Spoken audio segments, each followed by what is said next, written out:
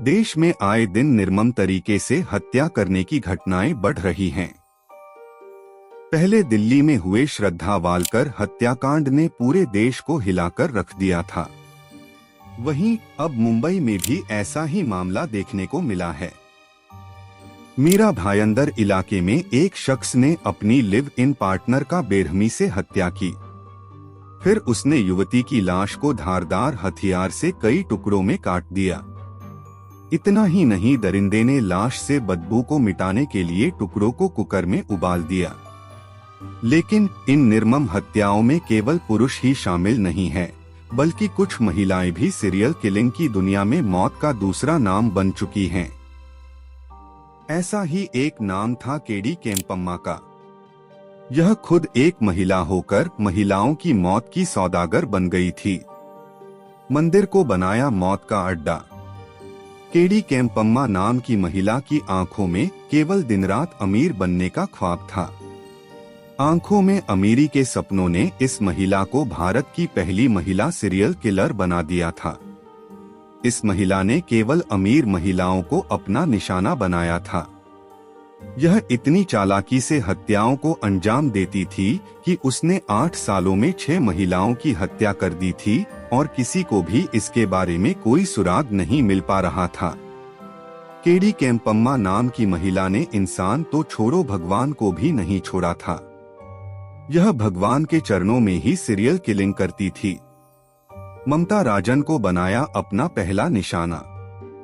Cyanide मलिका ने साल 1999 में बेंगलुरु की रहने वाली ममता राजन को अपना पहला निशाना बनाया था। महिला से चिकनी चुपड़ी बातें की और दुखों को कम करने के नाम पर फरेब धार्मिक अनुष्ठान किया और प्रसाद में साइनाइड मिलाकर उसकी हत्या कर दी।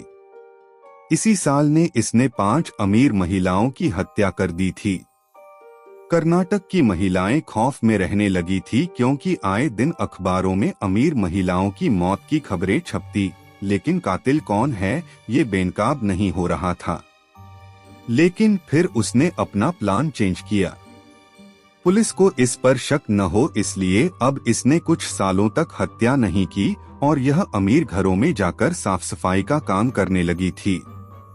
एक घर में यह चोरी करते पकड़ी गई थी, जिसके बाद इसे 6 महीने की जेल की सजा हुई थी। क्यों कहा जाता था साइनाइड मलिका? कर्नाटक की रहने वाली और भारत की पहली महिला सीरियल किलर को साइनाइड मलिका के नाम से जाना जाता है। इसका यह नाम यूं ही नहीं पड़ा, बल्कि इसके क्रूर कृत्य के कारण केम्पम्मा को साइनाइड मलिका कहा जाता है, क्योंकि यह साइनाइड मिलाकर ही हत्याओं को अंजाम देती थी। आज से 25 साल पहले साइनाइड मलिका ने पूरे बेंगलुरु में हड़कंप मचा दिया था। महिलाओं को घरों से बाहर जाने में भी डर लगने लगा था। वह सोचती थी कि कहीं अगला निशाना वो न बन जाए। दुखों को दूर करने का दावा। और फिर अब शुरू होता है सीरियल किलिंग का सिलसिला। आंखों में अमीरी के ख्वाब और सामने हैं दुखी अमीर महिलाएं। ये उन महिलाओं की तरह अमीर बनना चाहती थी और यहीं से इसके शातिर दिमाग में एक ऐसे खौफनाक अपराध ने जन्म लिया जिसने पूरे देश को हिलाकर रख दिया।